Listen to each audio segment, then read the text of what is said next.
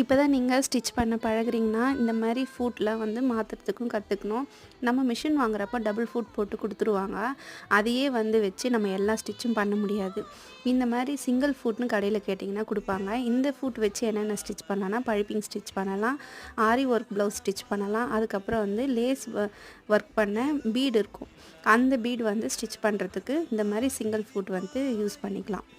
மிஷினில் food fix பண்ண பிறகு அந்த நீடில் வந்து ஃபுட் மேலே அடிபடுதான்ட்டு ஒரு முறை லைட்டாக செக் பண்ணி பார்க்கணும். நீடில் வந்து உள்ளே போயிட்டு வருதுன்னா ஓகே கரெக்டாக இருக்குது. அப்படி இல்லைன்னா மிஷின் பேர் சொல்லி வாங்குங்க கரெக்டாக. நீங்கள் திரும்ப எடுத்துகிட்டு போய் கொடுத்தீங்கன்னா மாற்றிக்குவாங்க. ஆனால் டேமேஜ் இல்லாமல் இருக்கணும். நீடில் அது மேலே ரொம்ப பட்டுட்டால் கூட மாற்ற மாட்டாங்க. Left side foot, right side ஃபுட்டுன்னு 2 ஃபுட்டுமே இருக்குது. லெஃப்ட் சைடு கிளாத் வச்சுட்டு ரைட் சைடில் பீடோ இல்லை பைப்பிங்கோ உங்களுக்கு வரணும்னா அந்த மாதிரி வாங்கிக்கலாம். இல்லை ரைட் சைடில் தான் உங்களுக்கு வந்து வாட்டோன்னா ரைட் சைடு பக்கமாகவும் வாங்கிக்கலாம்.